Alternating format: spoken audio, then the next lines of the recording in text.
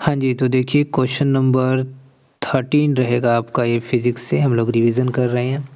तो question number 13 में आपका ये जो क्वेश्चन है ना, ये आपका रहेगा इलेक्ट्रोस्टैटिक से।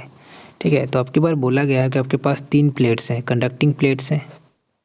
ठीक, और इन कंडक्टिंग प्लेट पर आपको चार्ज इनिशियली गिवन है +Q -Q, इसको मान लीजिए आप 2Q।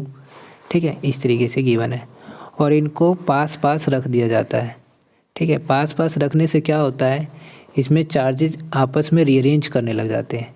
ठीक है, जो चार्ज है +Q है -Q है 2Q है, जितने भी प्लेट पे मतलब जोन से भी प्लेट पर है, जितना भी चार्ज है वो उतना ही रहेगा। बस वो अपने आप को क्या करेंगे, रीअरेंज करेंगे। ठीक है, क्यों करेंगे, क्योंकि एक दूसरे के इन्फ्लुएंस के कारण करेंगे। ठीक है, यहाँ पे +Q यहाँ -Q है तो थोड़ा रीअरेंजमेंट यहाँ पर स्टार्ट होगा और यहाँ पे भी होगा, यहाँ पे भी होगा। ठीक है, ठीक है, तो आपसे पूछा कि फाइनली इन सरफेसेस पर, मान लीजिए सरफेस ए है, ये बी है, ये सी, ये डी, ये ई और ये एफ है, इन सरफेसेस पे कितना कितना चार्ज आ जाएगा। ठीक है, तो इस तरह के क्वेश्चन जब भी करें तो आपको हमेशा ये याद रखना है, दो बातें याद रखनी है। क्या, बाहर वाला जो सरफेस रहेगा, मतलब जो भी प्लेट्स है, तो जो टर्मिनल पर प्लेट्स हैं उनका जो आउटर सरफेस रहेगा उन पर हमेशा चार्ज क्या रहेगा, सेम रहेगा।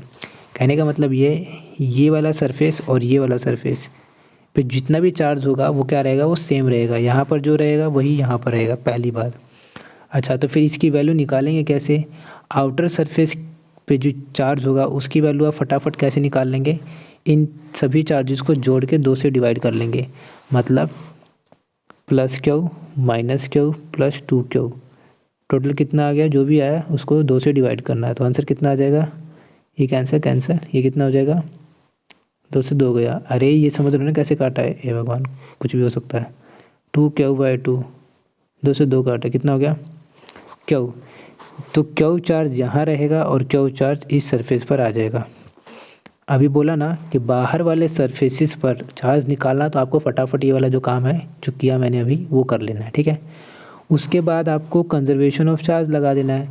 कंजर्वेशन ऑफ चार्ज लगाना है और आपको एक और बात याद रखनी है कि हमेशा जो भीतर वाले सरफेसिस है ना, उन पे चार्ज हमेशा इक्वल एंड अपोजिट रहेगा, इसको याद रखना। ठीक है, चलिए, तो अभी एक और बात बोली थी, कंजर्वेशन ऑफ चार्जेस। अब एक बात बताइए, इस प्लेट पर +Q यहाँ आ चुका है और पहले चार्ज कितना था, 2Q, तो बचा कितना चार्ज, Q ही तो बचा।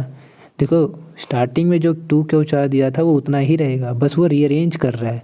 वो इस प्लेट पे कितना आ गया, +Q आ गया, और इस प्लेट पे अब कितना बचेगा, +Q ही तो बचेगा। ठीक है, तो इस प्लेट पे भी कितना आ जाएगा, +Q, सॉरी प्लेट तो एक ही है, इस सरफेस पे कितना आ जाएगा, +Q। ठीक है, इन दोनों को जोड़ोगे तो कितना आएगा, 2Q। ठीक है, आपने चार्ज कंजर्व कर लिया। ठीक, अभी एक और बात बोले था कि जब भी इंटरनल सरफेसेज हैं, जो भीतर वाले सरफेसेज हैं, इनमें इक्वल एंड अपोजिट होगा। तो आँख मूंद करके आप ये कह सकते हैं कि यहाँ पर कितना चार्ज होगा, -Q, क्योंकि यहाँ अगर +Q है तो यहाँ क्या होना चाहिए, -Q।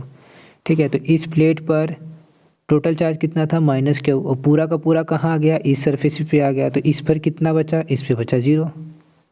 ठीक है, अगर यहाँ 0 तो यहाँ कितना होना चाहिए, यहाँ पे भी 0 होना चाहिए।